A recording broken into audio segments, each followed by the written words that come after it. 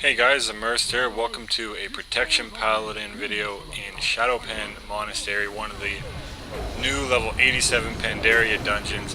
This is an extremely fun dungeon. It's very easy too. Most of the Pandarian dungeons are very short. The boss fights are very self-explanatory.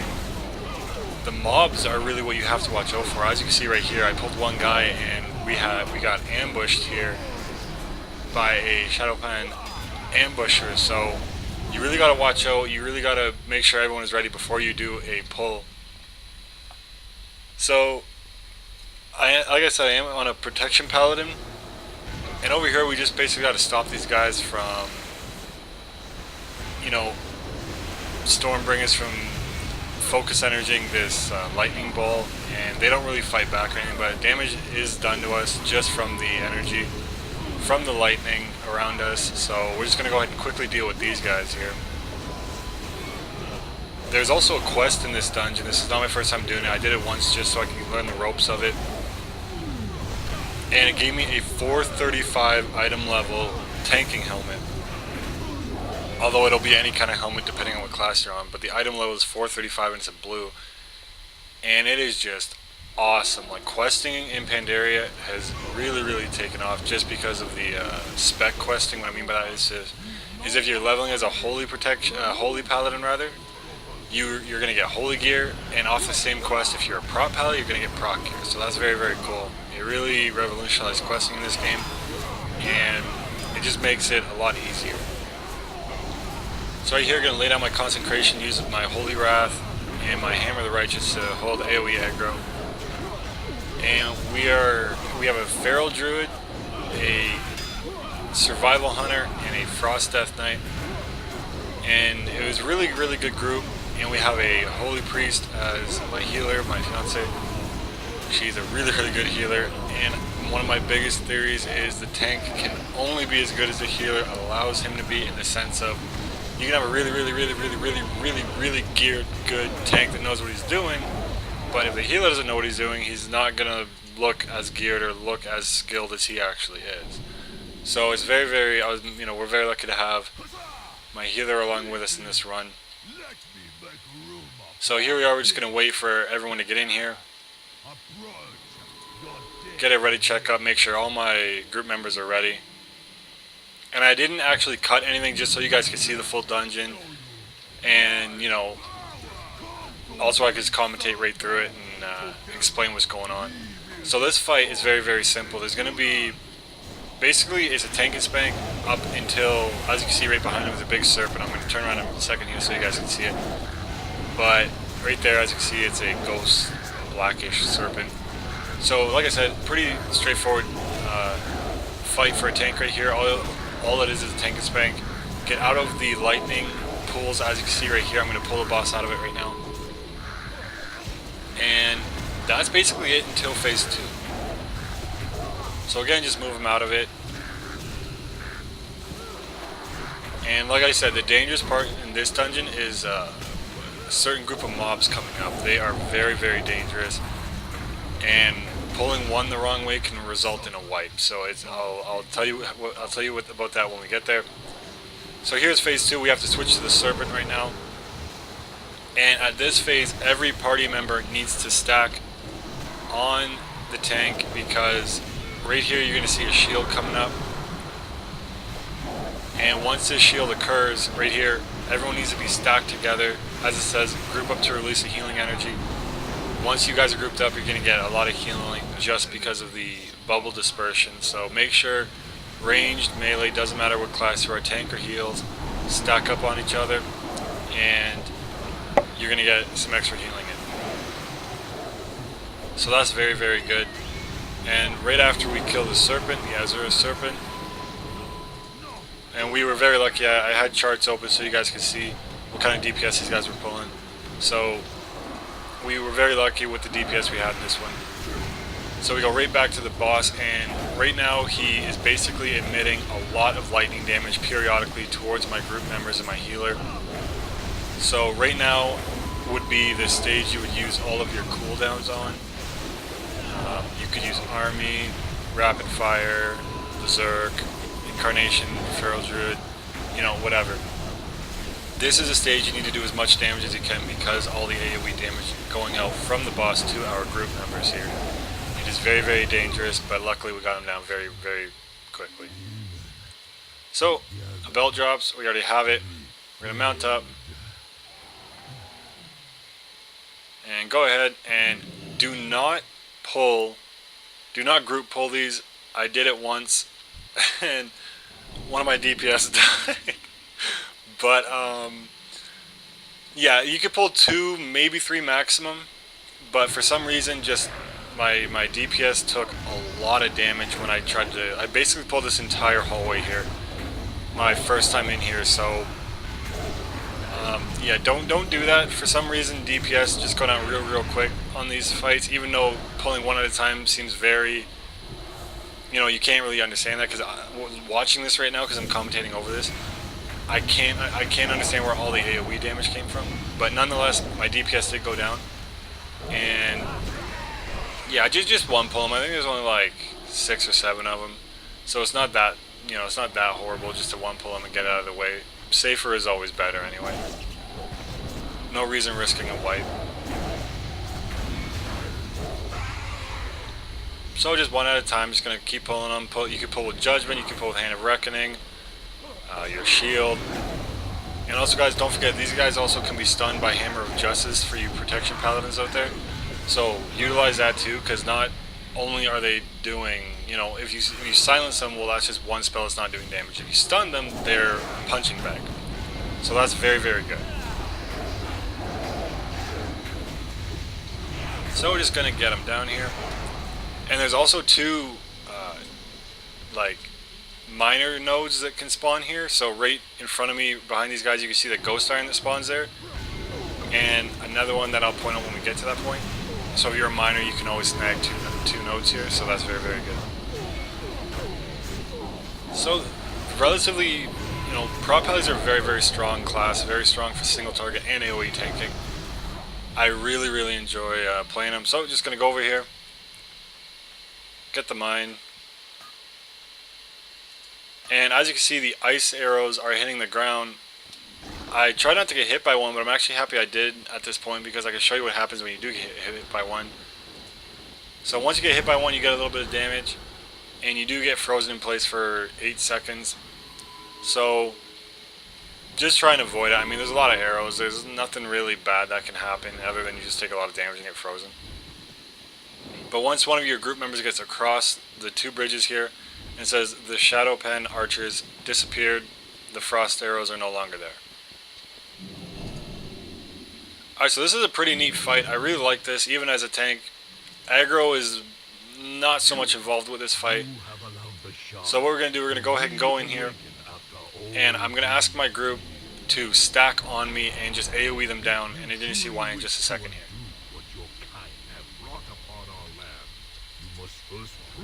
So right here, a lot, like, basically what happens is it's called a challenge. That's a debuff, like the Valid Point debuff you saw right there.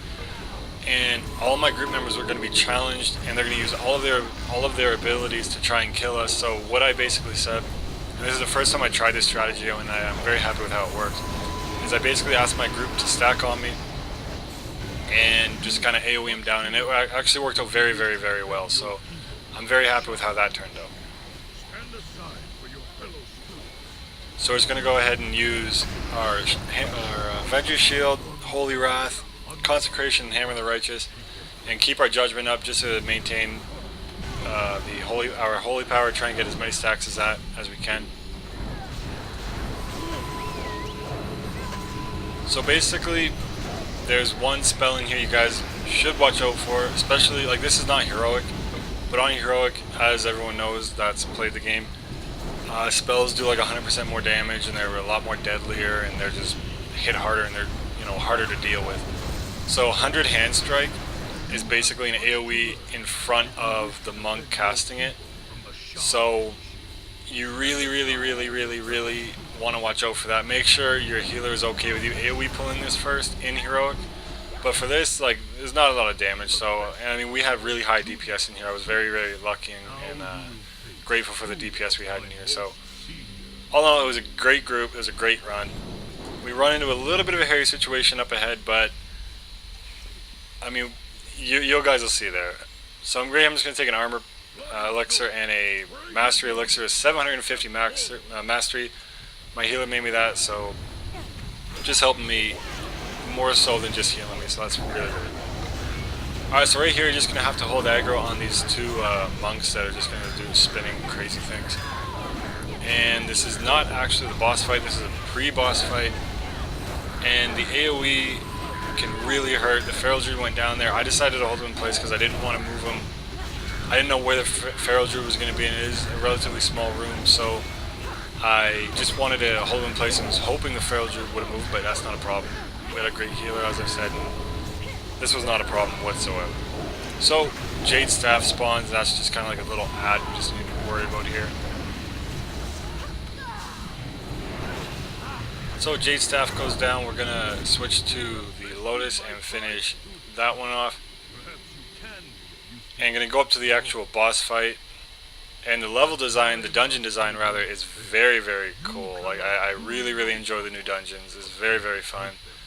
I have yet to run the other one, I think it's called a Palace one.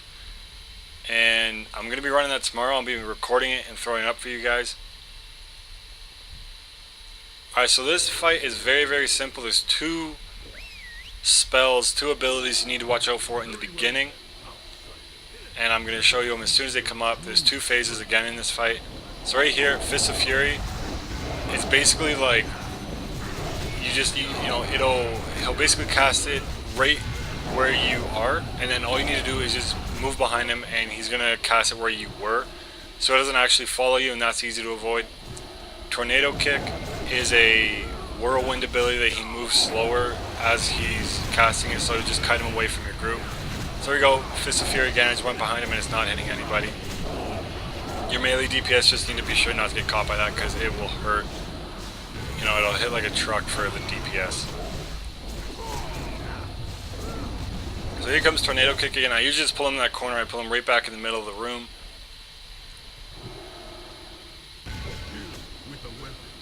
Alright, so here's phase 2. He vanishes to the shadows and creates duplicate illusions of himself. The best way to tell us apart is once you click on him, they're not going to have many buffs. As you can see, if I click on him, which he is the actual boss, he has a lot of buffs. So, as soon as the illusion spawn, DPS him down, get him out of the way, and switch right back to the boss. It's very, very simple, very easy fight. Like, I have not run into a boss fight or a mob fight other than the one coming up that I would classify as difficult. It's even borderline self-explanatory. I didn't even really need to look up in the dungeon journal for these at all. I just kind of went in and I'm like, alright, well, whatever's going to happen is going to happen. Let's see what happens. So I see the DPS weren't actually switching this guy, so I just went ahead and killed him. So just jump right back on him. And chances are when he vanishes, an illusion will be right where he was, so just go ahead and stay there and kill the one that spawns there. So now he basically starts attacking me with his hands again, doing a AoE ability there. And just, it's very simple. Like, I would classify this as a tank and spank. There's nothing too complicated that a tank needs to do, and even during the phase with the duplicates, you can even stay on the boss so long as the DPS know what they're doing. Alright, so this is the hardest part of the dungeon. These mobs can annihilate you. The Consuming Shaw gets a buff that increases their damage, I think up to a maximum of 10 stacks. I don't think I've ever seen it higher than that. The Regenerating Shaw heal and the Destroying Shaw do a massive, massive AoE damage. I always pick the Destroying Shaw first. Now here is the hairy part. One group is enough to kill you. We pull two groups on accident. So this is what, if you guys run this dungeon and pull one group, you'll know exactly what I mean by, you know, when I say this is a completely messed up situation. My main goal right now is to get aggro on everybody, let my healer do her job, let my DPS do their job. I'm trying to get aggro on anyone I can. We have, I'd say, 3 to 4 destroying shots in here. They all individually can do a AoE ability that can destroy your group within a few seconds. If you're not careful, right there we interrupt it. And we are in a really tight situation here.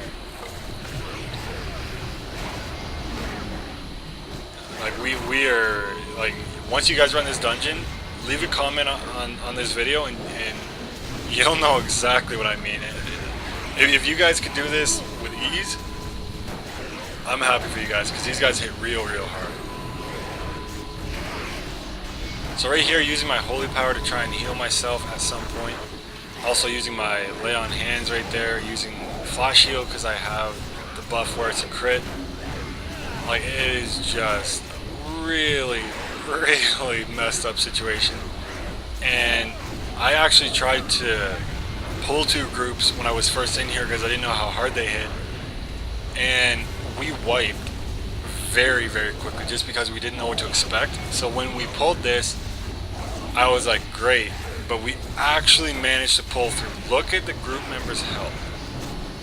My healer did an absolutely amazing job keeping everybody up.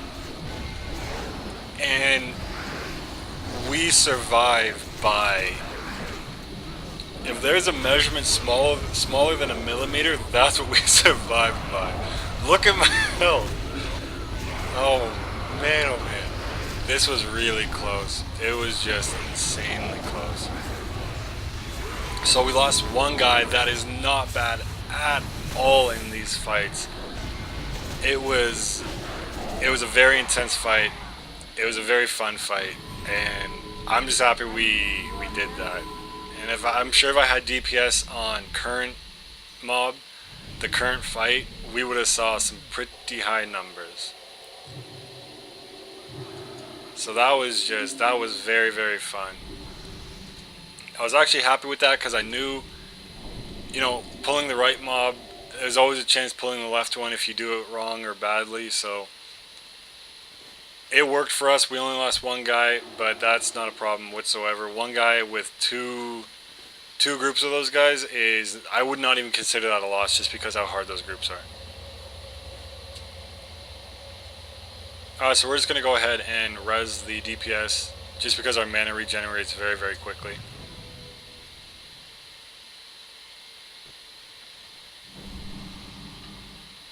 Alright, we're just going to buff up again. I'll get on my mammoth just so they can repair and sell if they need to.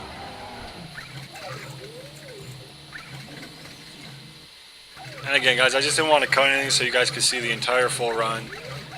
If you enjoy these kind of videos, like raw footage, I'm not cutting anything, I'm not editing anything. If I wipe, you're going to see it. You're going to see the walk back or whatever.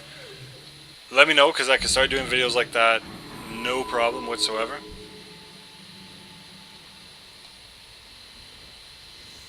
Alright, so right there he's casting Regenerate. That is the heal ability. That's what allows him to heal. He spams that. It's not a good ability. So again, we're going to focus on the destroying shot just because it does a lot of damage. The regenerating shot it can heal, but if we're all concentrated on the destroying shot, it's not going to matter. In Heroic, I'm sure the heals will be greatly increased, and then he will definitely need to be CC'd or dealt with first. But for now, I always go for the destroying shot first just because of that massive AoE. And also throughout most of the fights, there's always been a magic debuff. As you see right there, our Feral Druid has it, 30 seconds remaining. So it's just a lot of damage, a lot of magical damage. I have it right now. So every class really needs to pull their own, and in this dungeon I believe everyone did that.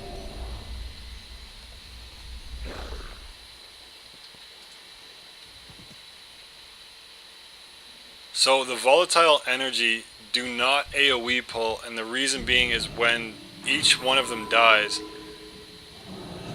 they will basically, it's like a time bomb. You kill them and they explode for 50,000 damage. This is extremely deadly for our DPS, as you can see right here. And it was close.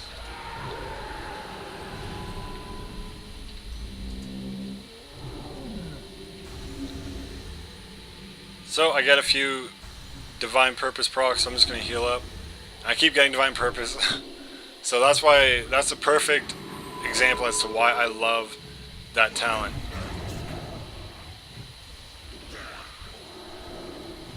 So right on this pull is when I realized I cannot afford, if there was like 3 ranged, I could definitely afford to pull these guys like this. But right here I basically realized I could not afford to chain pull these guys, so I stopped right after this one.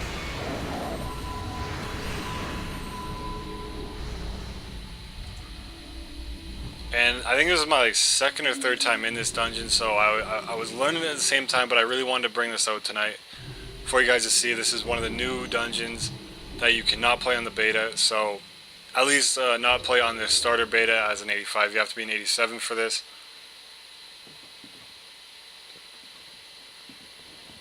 So I asked for a trap there. The hunter does it for me, and we're just going to go ahead, because there's 3 destroying Shaws here. 1 is bad enough. I don't want to have to deal with 3.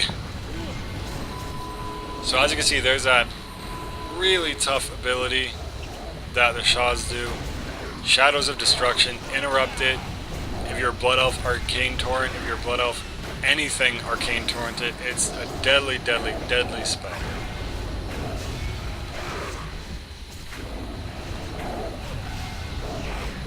And I've always said this, if you have the right CC in any dungeon, any group, any raid, it makes it 100% easier.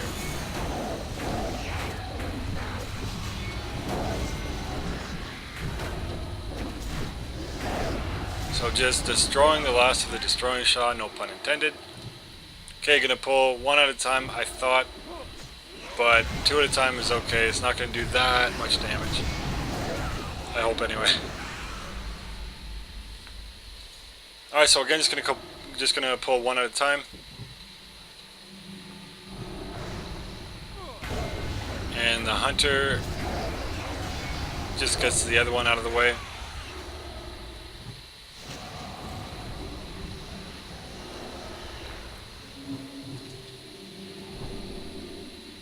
Alright, so this boss is very, very simple. Also, another quote-unquote tank and spank. He basically will summon, I think it's called a Shaw Spike. I'll tell you in a minute, just once the fight starts. Alright, so we're gonna go ahead and pull it. It's a survival hunter, so I know that trap will proc his explosive shots. I'm gonna pull him a little bit back. So right there, he summons that spike, and there's a lesser volatile energy that will again explode. But also, he does this ability coming up in just a second here where I'll get disoriented for a few seconds. And right there, Shaw Spike again summons the lesser volatile energy.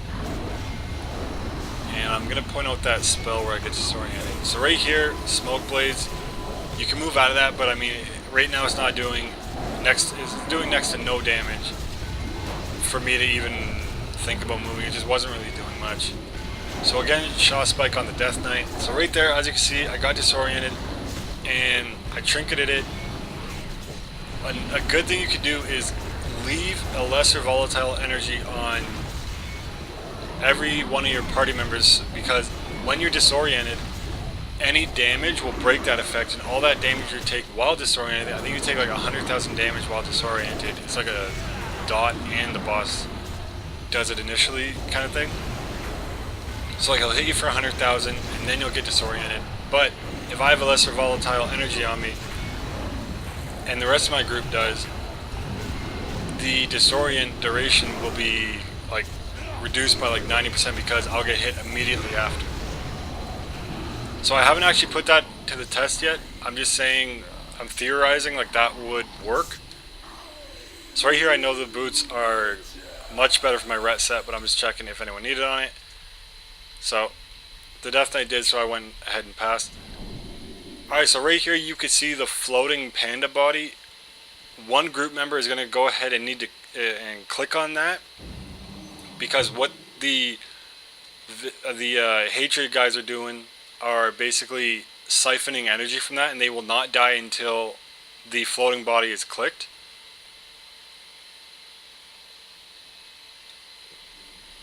So basically, the floating body is protecting them from dying. Just click on the body and kill them. It's very, very easy and simple.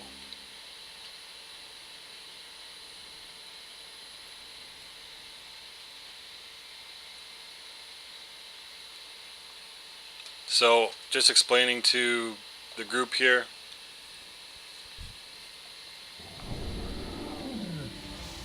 Can't blame for not knowing, right? So if you do know, always try and share that. So I asked for it, and all of the DPS go.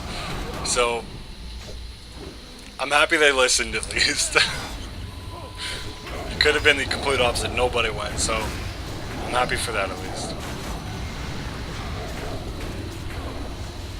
So as you can see, I have a lot of debuffs right now, and that is just part of the Pandaria dungeons. A lot of debuffs I've experienced, and as I've said, the mobs are usually harder and harder to deal with than the actual bosses. Alright, so just gonna mount up again. Now you're gonna see these hateful essences, and by themselves they won't do anything, but up ahead you're gonna find bodies in the hateful essences, so they need to go down first. They will basically, if you stand in the purple circle, 10,000 damage per second to anybody that is standing in them. So the hunter just quickly deals with them for us, along with the Death Knight. So we're gonna go ahead and just run up here, and the second vein, as you can see on my map, the second miner's node is coming up right there. So the residual hatred is the target you're gonna be avenging shielding, because that is the only caster, and it does a really nasty AoE, and it's going to be very visible. I'll point that out in just a second here.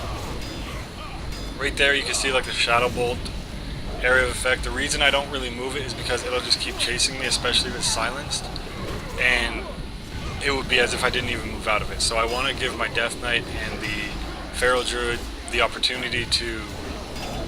I don't want to move it around, so the Feral Druid and the Death Knight can basically stand in place and just hard cast on it. Hard cast, quote unquote, being they don't really need to worry about positional requirements or anything like that. Also, for protection paladins out there, your Holy Wrath will stun these mobs. They're undead, so you can also use that as an interrupt to your advantage.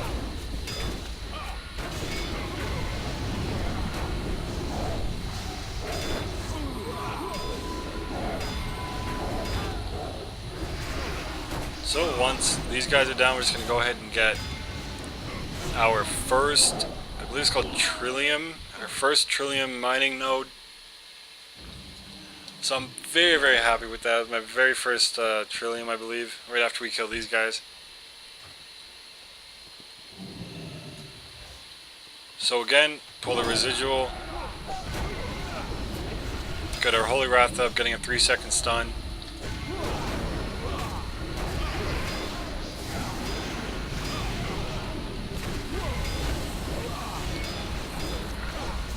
Very, very, very easy class to play, and especially in dungeons where there's a lot of undead or a lot of undead and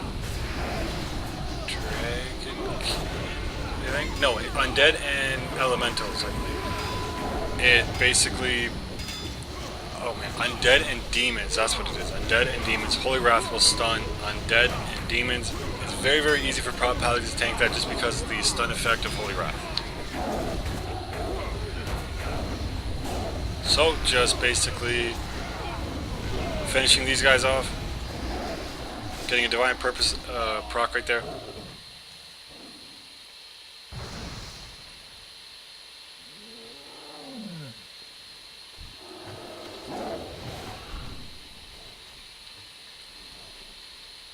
Alright, so there it is, Trillium Vein, my very first Trillium Vein, so that was really, really cool. It's like the titanium of Pandaria. Alright, so one more pull and then we're on to the last boss of this dungeon.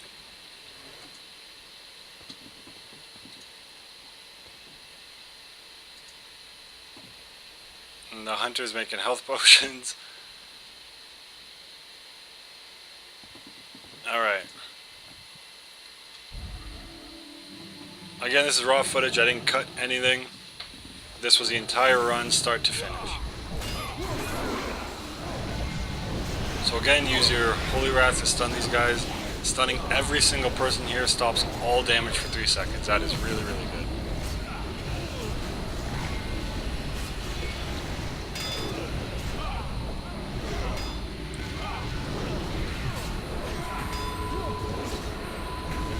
Alright, residual goes down. That's a lot of AoE you do not need to worry about. But as you can see right here, the body was not clicked, so we couldn't kill it. But once the body was clicked, not a problem. We just got the killing blow on it and just continued to kill the rest of the mobs.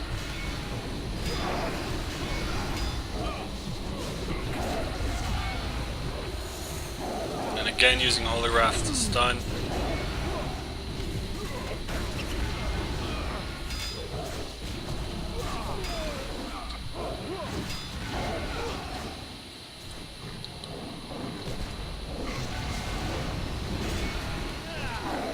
Alright, moving on to the last boss in Shado-Pan Monastery.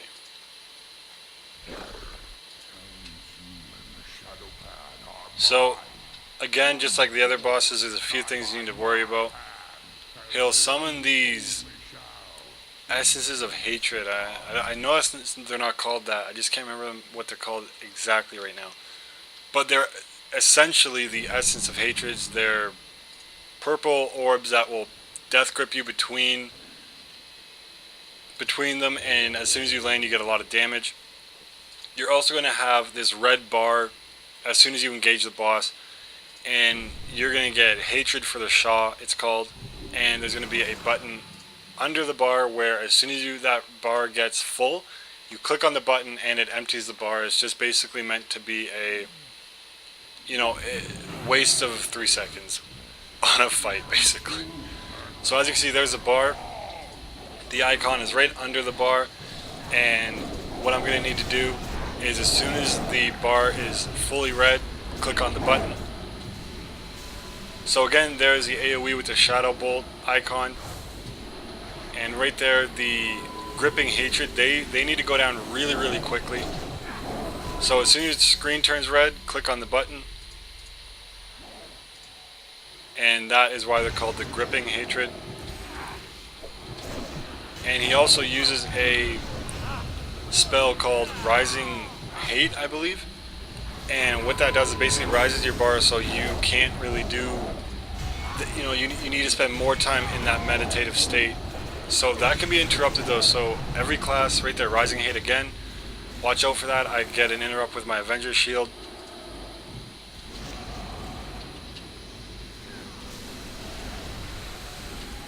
So right there he summons his gripping hatreds again, and we gotta DPS him down real quick.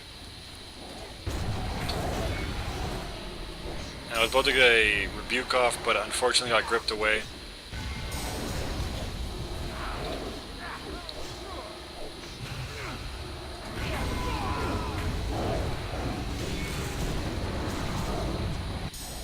So again, using our meditative state again to empty our bar. Getting out of the AoE.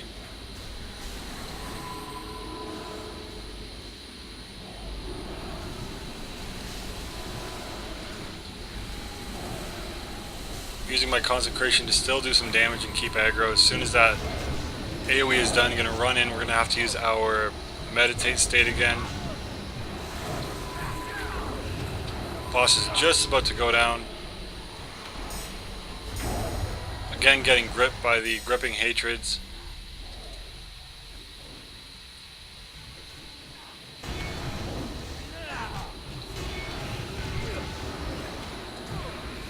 And now he's in our Hammer of the Wrath area, so we can just go ahead and use that. As you can see, I'm not running in, I'm not going to get hit by the AoE. It does do quite a bit of damage, so I'm going to just keep using my Hammer of Wrath to keep aggro up, Judgment, and Hand of Reckoning if I absolutely need it. Uses Rising Hate again. I do get a rebuke off, and that's the last boss in Shado-Pan Monastery on a Protection Paladin. I hope you guys enjoyed it. It was a very fun run. Please let me know if you guys enjoyed the full unedited version. I absolutely love doing these videos, so thank you guys very much for watching. If you found it fun or entertaining, learned something, or it helped in any way, be sure to subscribe, like, and comment. And as always, happy hunting. Thank you guys.